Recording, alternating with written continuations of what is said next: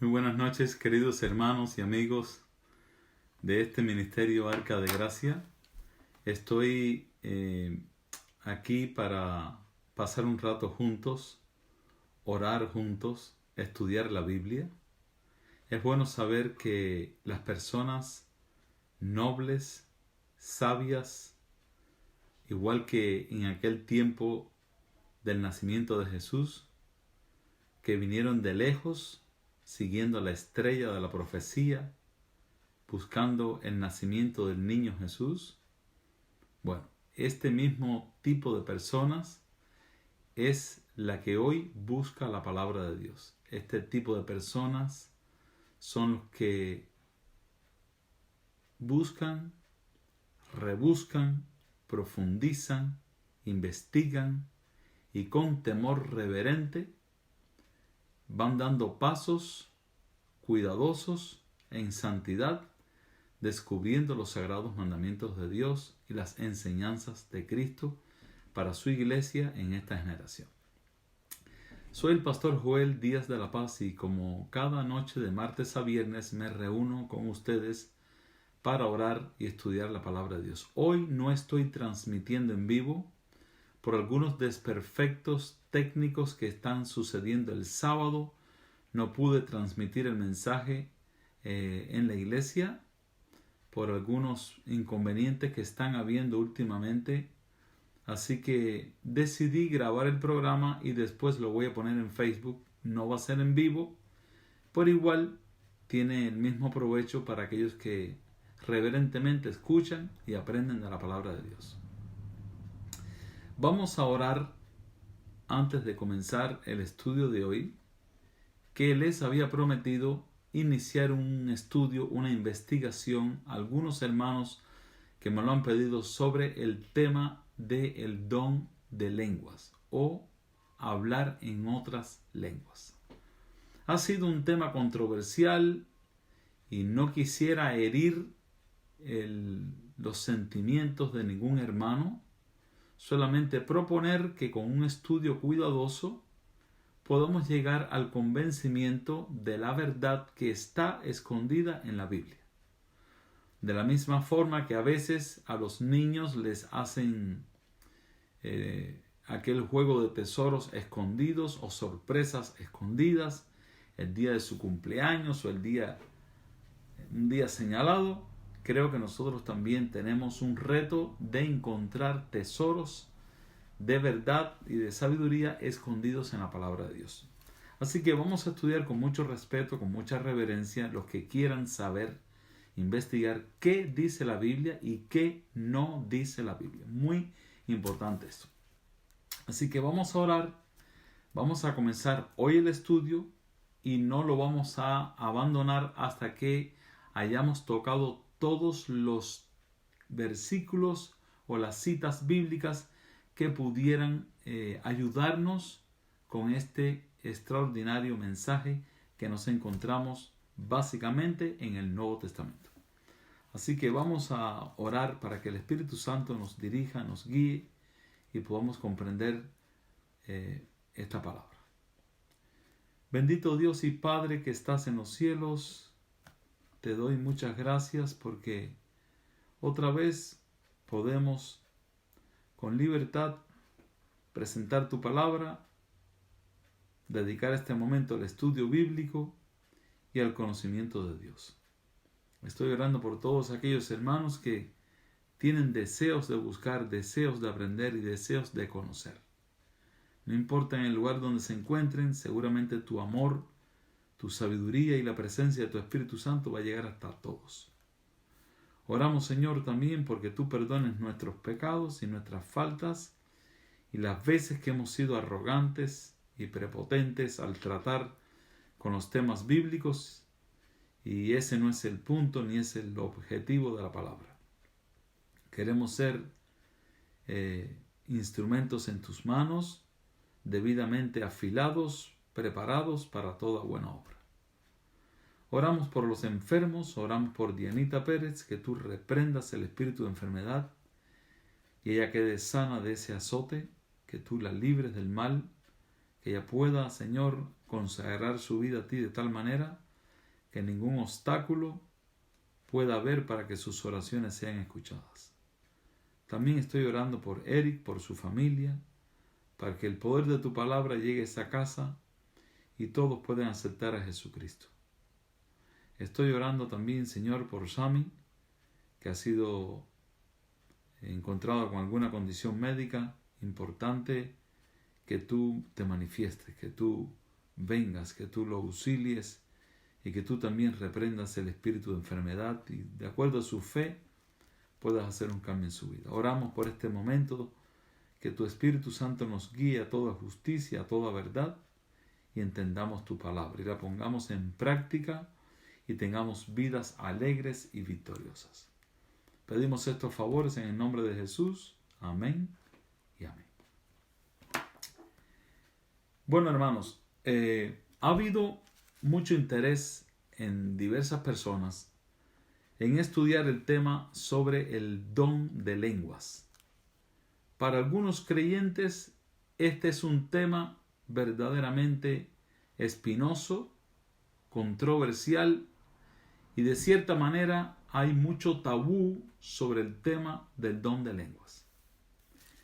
Yo creo que algunos pastores, algunos ministros, algunas congregaciones han abusado de este tema del don de lenguas de tal punto, de tal manera que he visto personas que ya no van a la iglesia, y yo los he visto que ya no van a la iglesia que asistían, y me los he encontrado en la calle, les he preguntado, bueno, ¿qué está pasando? Que no veo que vas a la iglesia ya. Y me han dicho con tristeza que en su iglesia todos hablan en lenguas y que él o ella no ha podido hablar en lenguas y el pastor le demanda que qué está pasando, le está reclamando que qué pasa que no puede hablar en lenguas todavía. Estas personas se han deprimido, se han asustado, se han alejado y han perdido la continuidad de su desarrollo espiritual. Debe haber en la Biblia, lógicamente, algún tema, algún versículo bíblico que esclarezca este punto. Yo, personalmente, me atengo al escrito está. Y muchas personas pudieran despreciar el texto bíblico involuntariamente porque el dogma, la tradición, lo que le han enseñado, toma tanta preeminencia en sus vidas. Aquel instructor bíblico, aquel pastor o aquellos hermanos que le dieron el mensaje, le dieron la palabra, son para él tan importantes que prefieren no saber nada más. Sin embargo, Cristo dijo en algún momento: erráis al ignorar las Escrituras y el poder de Dios. Creo que es un deber de cada creyente investigar, estudiar, así como hacían los hermanos de la iglesia naciente, los bereanos, los valdenses, aquellos grupos que se destacaron por su estudio profundo de las Escrituras, y el mensaje llegó hasta nuestros días con la pureza que ellos garantizaron al estudiarlo. Bueno, creo que también nosotros tenemos que estudiar y profundizar. Así que vamos hoy a comenzar el estudio sobre el tema de los dones espirituales o el don de lenguas. Cuando terminemos este estudio, si alguien quiere que se toque otro tema espinoso o controversial, a la luz de la Biblia, con todo respeto y con toda humildad, vamos a presentarlo y vamos a sacar conclusiones de fe de acuerdo a la obra del Espíritu Santo en nuestras vidas. Así que vamos a estudiar comenzando por un versículo muy importante. Este tema lo prediqué el sábado en mi iglesia porque pensaba transmitirlo en vivo para aquellos hermanos que le ha interesado, pero como dije, no pudimos transmitirlo. Así que lo voy a repetir en parte, no todo lo que prediqué allá, pero en parte, y mañana continuaremos. Vamos a buscar Hechos capítulo 1. Vamos a tomar la primera cita de Hechos capítulo 1, versículo 8. Esto es un texto muy conocido, es un texto que se ha repetido en muchas iglesias, en muchos mensajes. Es un texto que identifica el comienzo de la potente obra que va a realizar la iglesia primitiva y la que realizará la iglesia de los últimos días. Pero no es con nuestra fuerza, no es con nuestros recursos solamente. ¿Qué toma Dios de nosotros? La disposición de colaborar, la pasión de ayudar, la pasión de predicar el Evangelio. Pero la verdad es que no tenemos los recursos, no tenemos el poder necesario, no tenemos la idea de qué hacer para ganar almas, porque es un reto grande alcanzar personas para Cristo, motivarlos que dejen la vida cómoda o la vida materialista y busquen de Dios. Es un tanto difícil. Pero vamos a estudiar y vamos a comenzar con este versículo, Hechos 1:8, palabras de Cristo.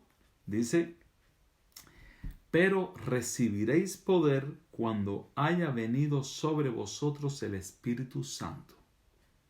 Y me seréis testigos en Jerusalén, en toda Judea, en Samaria y hasta lo último de la tierra. Bien, aquí aparece una frase célebre de Cristo.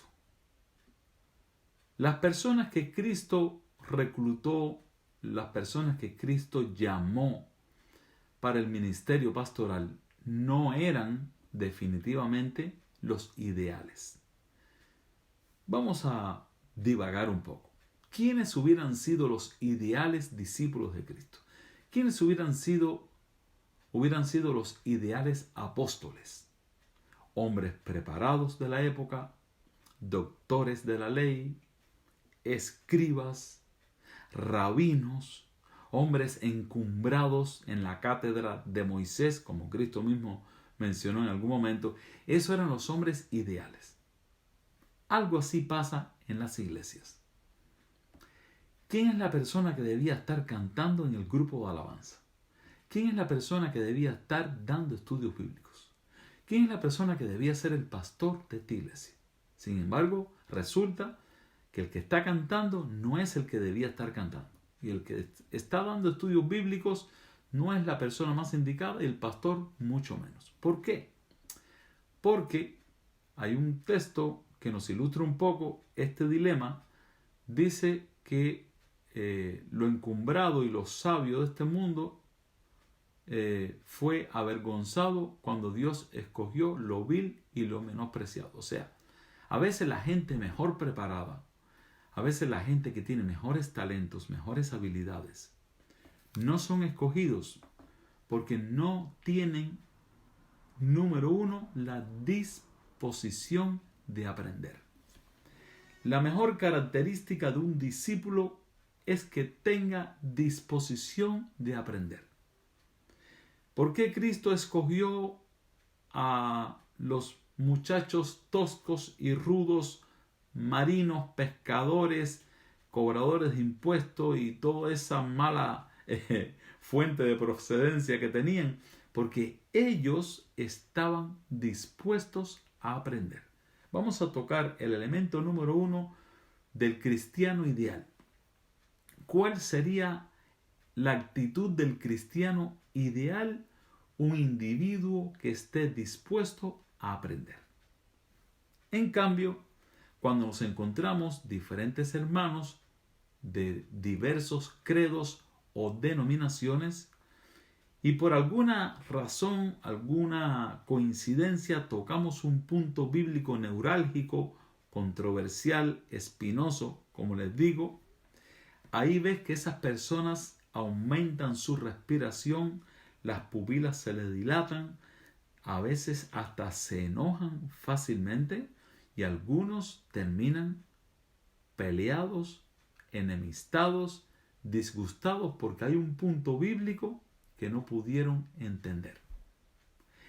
¿Cuál es la actitud del discípulo? El discípulo quiere aprender. El discípulo reconoce que el maestro tiene la razón y que el maestro es Dios. Ahora bien, lo que Dios dice está escrito en la Biblia. Lo que Dios dice debe ser aceptado por los discípulos. Es un principio universal de enseñanza. Alguien calla y el otro enseña, el otro predica. A ningún maestro le gusta que cuando está impartiendo una clase que preparó, que considera que es importante para que sus alumnos saquen el examen final, pasen de grado, a ningún maestro le gusta que los alumnos estén conversando, estén interrumpiendo y mucho menos que lo estén cuestionando. Muy importante saber que a los maestros les gusta la atención. Eso es un indicativo de que ese alumno quiere aprender. Ese alumno está dispuesto a aprender. No sé a qué iglesia tú perteneces, no sé a qué grupo, en qué grupo cristiano o no cristiano te reúnes, pero la Biblia es la regla de fe. El escrito es lo más importante en este libro, porque es palabra de Dios. Aquí vemos un texto importante donde Cristo dice: ustedes van a recibir poder cuando haya venido sobre ustedes el Espíritu Santo. Solamente cuando haya venido el Espíritu Santo. Algunos predicadores